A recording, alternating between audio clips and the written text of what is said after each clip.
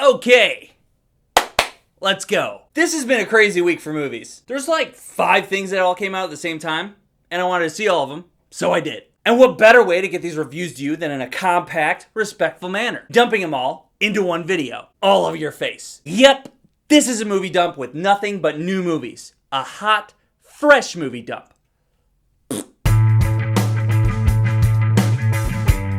Poor things. Yorgos Lanthimos movies are definitely an acquired taste. Fortunately, this one was my favorite. Yes, more so than the favorite. Willem Dafoe is a bit of a scientist, and he creates this woman with a young but evolving brain.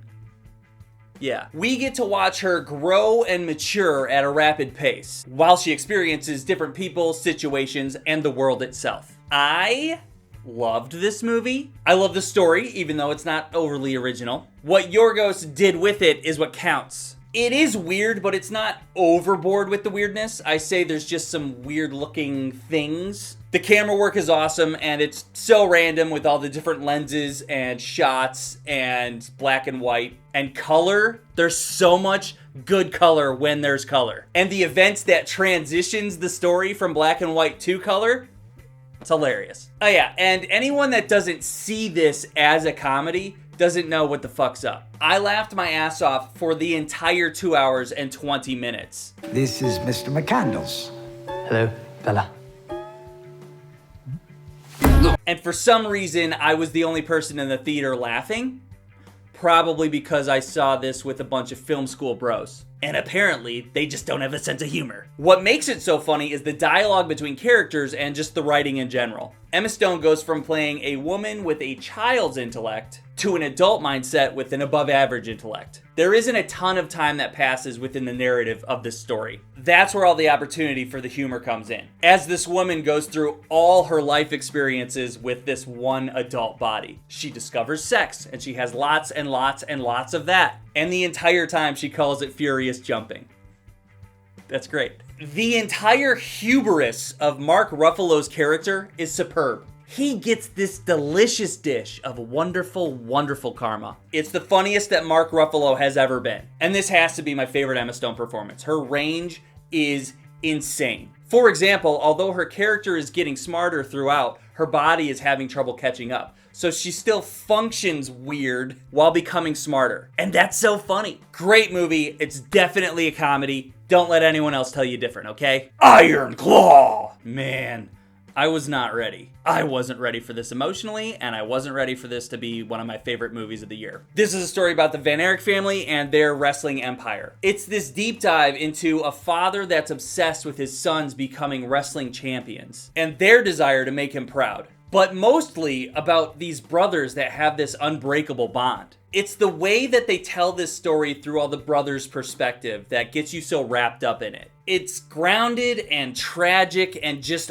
unbelievable at times. I was caught off guard by the story itself because I just couldn't believe that some of this shit was happening. And I got so invested in this family that when bad things happened, I fucking felt it. It's hard to get your audience this attached to the characters in such a short amount of time, and they pulled it off here. Zac Efron is so goddamn huge, and his performance is the best I've ever seen out of him. Even though he's huge, he's like this sweet guy, and he just suffers in silence. Sounds like a metal song. Suffers in silence. There's this scene where he's crying, and it took a minute before I realized that I was crying with him. And in that, I was like, holy shit, this is really heavy, and it's so fucking good. I also noticed that Zac Efron's tears are way more muscular than mine. The big question here, is this family cursed? Yeah, absolutely.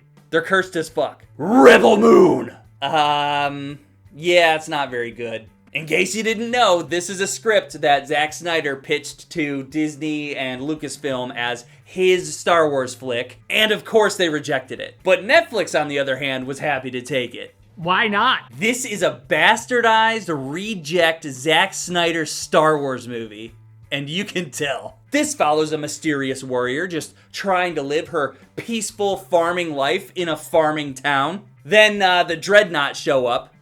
the Imperials. They threaten to ruin this town's existence. So this mysterious warrior, her name is Korra. Does that mean this is a legend of Korra? She goes to assemble a team of space warriors so that they can go find the rebels. They're actually called rebels. To join them to fight against the Mother World. The Empire. This delivers exactly what we expect from a Zack Snyder Netflix flick. So much sweat. So much random slow motion. If someone is sprinkling seeds onto the ground, I don't need to see at least 2 shots of it in slow-mo, okay? The script is pretty fucking lame. What do they want from us? Everything. Lots of overacting from bad actors. There's so many motivational speeches between characters that have had barely any screen time. I just don't care about these people. Most of the time is spent wasted gathering a team together. And there's this repetition of dialogue that we get over and over. A handful of rebels and farmers against the dreadnought in the Mother World? That's suicide!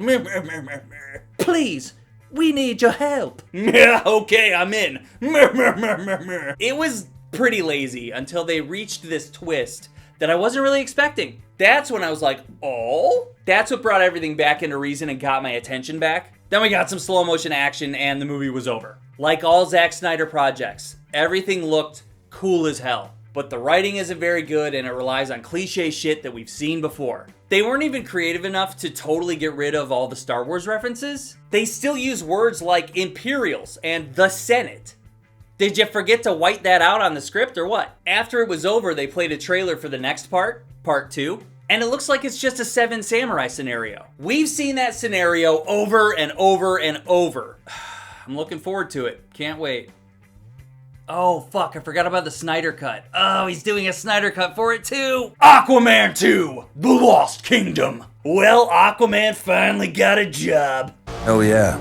I finally got a job. I wasn't aware that this was a problem. Hey, Aquaman, if finding a job is so hard, don't you know, like, a billionaire that owns a lot of enterprises that could, like, hook it up? Black Manta has returned and unlocked an ancient evil that's speeding up global warming and is threatening to destroy the world. Arthur decides to break his brother out of desert prison to help him out. Then it turns into this brother buddy cop scenario. Okay, I like the first Aquaman because it's insane and ridiculous and well directed. This is a bunch of dumb fun, just like the first. Same vibe. The chemistry between the brothers was great. There was stupid Momoa humor, underwater battles, cool sea creatures. It was an entertaining extravaganza and a solid conclusion to the Snyderverse. That's right. It's the last one. Adults, you will have fun, but your kids will absolutely love this. Patrick Wilson's character, being an Atlantean his whole life, had never run on land before, so while he was trying to figure that out, I laughed so hard. Considering how little of her we saw in the trailers, Amber Heard was in a good amount of this, and she didn't even shit the bed once. Anyone but you! I thought I'd wrap this thing up with a rom-com, and Ferrari got bumped out a few days, so I didn't have the time to see it, because Christmas. Like a million other rom-coms before it, this takes place around a wedding. 2 people who don't like each other are both involved with the wedding. But look at this! Both of their exes are also there. So these 2 unbelievably attractive people do the hard thing and they pretend to be together to make their situations work in their own favor. And maybe there's the slightest chance they might fall in love. Anyone that bitches about superhero movies being cliche, double check how many rom-coms exist.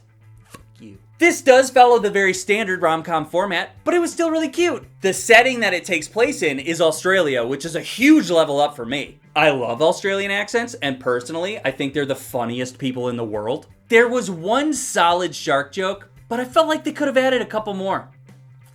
Spider jokes too. The koala joke, though, that was perfect. Sydney Sweeney and Glenn Powell, they were good on screen together, and they had funny banter. I would say that I chuckled continuously throughout this thing. I never lulled, but I did chuckle a lot. I don't know how to fake a chuckle. Here's my issue. Their reasons for hating each other in the beginning were pretty weak. And I think that's because these characters were too leveled out on the likability scale. The whole issue between them can be solved in like 1 minute because it's not a big deal. What they should have done is take Glenn's fuckboy reputation and ramp that shit up and actually emotionally hurt her in the beginning. Then, while they're forced to be in this situation together, she slowly gets him to realize his potential as a partner. If he just had the balls to grow the fuck up and make that personality of his match his body. That's what they should have done. Should I write a rom-com? Instead, both characters were just likable on their own, so the contrast between the two just wasn't enough. Yep, I like him. Yep, I like her. They have good banter, and that's it. So hard to believe that these two unbelievably attractive people could possibly like each other. They also did a full cast sing-along song at the end.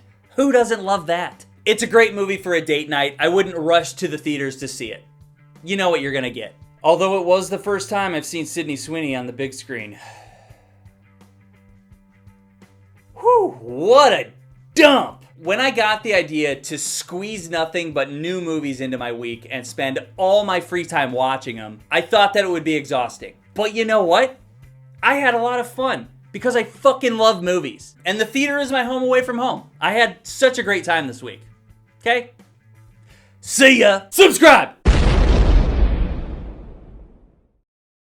So, the dad in Iron Claw, he's played by Holt McCallany. He's been in stuff. You recognize him from stuff. Whenever I see him, I always think about the boxing show he had called Lights Out. It's a great show, but it only had 1 season because some dumb shit decided to put it on the exact same time as the first season of fucking Teen Mom. Teen Mom. Always ruining lives.